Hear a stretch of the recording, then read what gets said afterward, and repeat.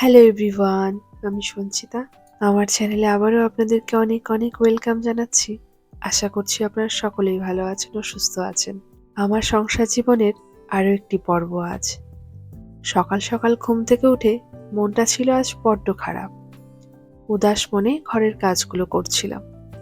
তখনই হাজবেন্ড এলো, এসে জিজ্ঞেস করলো, কি হয়েছে তোমার? মনটা আজ খারাপ দেখছি। আমি তাকে উত্তরে বললাম, আজ প্রথম দেখলে মনটা খারাপ? কখনো জানার চেষ্টা করেছো মনটা কেন খারাপ, কিসের জন্য খারাপ হয়ে রয়েছে? আমাদের মেয়েদের মনে অনেক কষ্ট থাকে, আমরা যেটা কিনা মনের ভেতরেই রেখে দিই। প্রকাশের সামনে এলে তবেই কিন্তু তোমরা সবাই বুঝতে পারো যে আজ আমার মনটা খারাপ।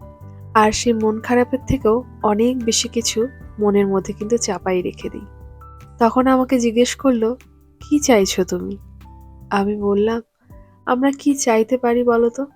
আমরা ওয়াইফরা বা আমরা বাড়ির বউরা কি হাজবেন্ডদের কাছ থেকে শুধু জিনিসপত্র আর জামা কাপড়ই চাই? এর থেকে ব্যতিরেক কি আর অন্য কিছুই চাই না? চাই, একটা সব থেকে মূল্যবান জিনিস চাই। সেটা হলো একটু সময়।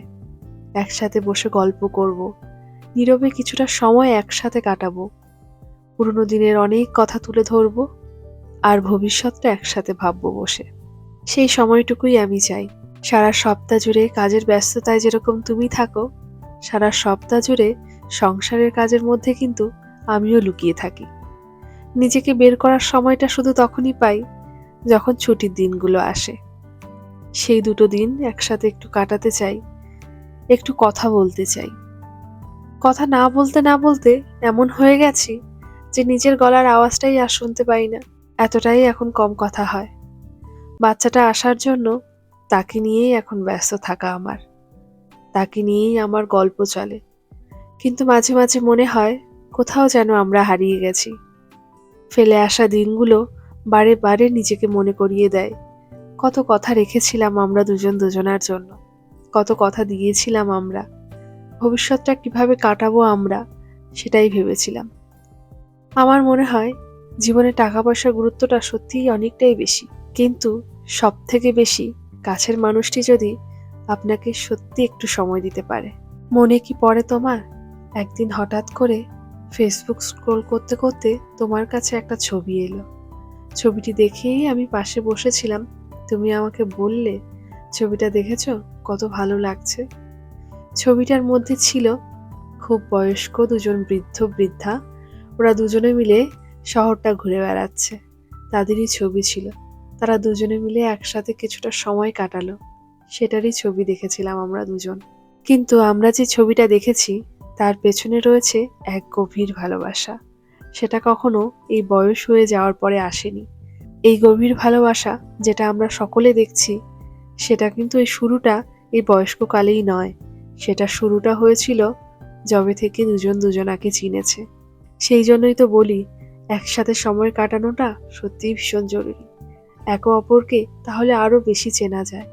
যদিও আমরা সংসার করতে করতে একে অপরকে খুব ভালোই চিনে গেছি, কিন্তু আরো অনেক অজানা কথা থাকে যেটা কিনা একসাথে বসলেই কিন্তু আমাদের মধ্যে চলে আসে। আজ রবিবার, ছুটির দিন আজ। তাই আজ যখন সকালবেলা ঘুম থেকে উঠলাম, আজ মনে মনে ভাবলাম, আজ যেহেতু এত সুন্দর একটা ওয়েদার আছে, কোথাও বেরিয়ে আসি। আমরা মেয়েরা বিয়ের পরে হাজবেন্ডকে হাজবেন্ড হিসেবেই দেখি, কিন্তু আমাদের দুজনের মধ্যে সম্পর্কটা হওয়া দরকার একটা বন্ধুর মতন। একটা বন্ধু এমনই একজন মানুষ যার সাথে জীবনের সুখ দুঃখ ঝগড়াঝাটি সব কিছু চলে। দায়িত্ব তো শুধু সম্পর্কগুলোর মধ্যেই থাকে, কিন্তু বন্ধুত্ব সম্পর্কের মধ্যে দায়িত্বের সাথে সাথে কিন্তু আরো অনেক কিছু থাকে। সেই জন্যই দুজন দুজনার বন্ধু হওয়া সব থেকে বড় দরকার। আজ আমরা এসেছি বাড়ির একদমই পাশে। আমরা যেখানটায় থাকি সেখানটা সত্যি ভীষণ সুন্দর একটা জায়গা। মানে খুব ভালো কিছু দেখতে গেলেও আপনার অনেক দূরে কিছু যাওয়ার দরকার নেই, বাড়ির আশপাশটাই এতটা সুন্দর। মাঝে মাঝে এখানে আসি আমি, জানেন, মাঝে মাঝে এখানে এসে একা একাও আমি সময় কাটিয়েছি অনেকবার। এই নদীর এই জলের সাউন্ডটা আমার এত বেশি ভালো লাগে। তখন নিস্তব্ধতার মধ্যে এই সাউন্ডগুলো আমার মনের খুব গভীরে চলে যায়। তখন অনেক কিছু ভাবতে আমাকে সাহায্য করে। আমরা মেয়েরা খুব দায়িত্ব সহকারে আমাদের সংসারটা করতে চাই, শুধু দায়িত্ব নয়, তার মধ্যে থাকে গভীর ভালোবাসা। আর সেই ভালোবেসে সংসারটা করার জন্যই আমাদের সবথেকে বড় দরকার আমাদের মনটাকে ভালো রাখা। তাই মাঝে মাঝে কিছুটা সময় তোমার সাথে কাটাবো, আর মাঝে মাঝে কিছুটা সময় বাড়ির সবাইকে সাথে নিয়ে বেরিয়ে পড়বো, কিছুটা সময় বাইরে কাটাবো। আমার মতে এটা মনে হয়, যদি এই ছুটির দিনগুলো এরকম ভাবে আমরা একটু কাটাতে পারি, তবে কিন্তু সারা সপ্তাহের যে এনার্জিটা, সেটা কিন্তু আমাদের মধ্যে খুব ভালো থাকে। আমার জীবনে সবথেকে বড় পাওয়াগুলোর মধ্যে যেমন এক তুমি, তেমন আমাদের জীবনে সবথেকে বড় পাওয়া হলো তুনাই। তুনাই আসার পর থেকে আমাদের জীবনটা না একদম চেঞ্জ হয়ে গেল। ওকে নিয়ে শুরু হলো আমাদের ছোট ছোট স্বপ্ন দেখা, যেটা কিনা অনেক বড় স্বপ্নের থেকেও অনেক আলাদা। প্রতিটা পদে পদে ওকে বড় হতে দেখা, ওর সাথে সাথে নিজের ছোটবেলাটাকেও ফিল করা। হয়তো আমরাও যখন আমাদের বাবা মায়ের জীবনে এসেছিলাম, তাদের জীবনটাও হয়তো এতটাই সুন্দরভাবে পরিবর্তন করে দিয়েছিলাম আমরা। আজ আমার ব্লগটা একটু অন্যরকম, কিছুটা গল্প, কিছুটা জীবনের সাথে মিল রেখে করা। যেগুলো বাস্তব জীবনের সত্যি, সেই কথাগুলোই আজ বললাম। গল্প পড়তে ভালো লাগে, তেমন কবিতাও পড়তে খুব ভালো লাগে। কিছু কিছু কবিতা শুনি, সেসব শুনে তখন মনে হয় জীবনের সাথে তো এগুলো রিলেট করা যায় খুব ভালোই। বাস্তব নিয়েই তো সবকিছু, যেমন গল্প তেমন সিনেমা তেমন কবিতা। তাই আজকে এই ব্লগটা একটু ভিন্ন রকমই রাখলাম। কেমন লাগলো ব্লগটা জানাবেন।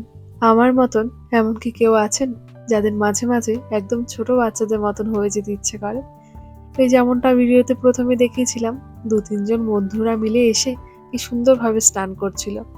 আজ ঠিক আমার সেই রকমই মনে হচ্ছে আমার এখানে যারা বান্ধবী যারা রয়েছে, তাদেরকে একদিন বলি যে চলো, এখন তো সামার টাইম চলেই এসছে, একদিন আসি এই নদীটাতে, একসাথে মিলে স্নান করি। যদিও খুব গভীরে যেতে পারবো না, যদিও বাড়ির এক পাশে রয়েছে সমুদ্র, আর এক পাশে রয়েছে পাহাড়ের মাঝখানে বয়ে যাওয়া এই নদী, তাই সমুদ্রে যাওয়ার তো খুব একটা বেশি সাহস নেই।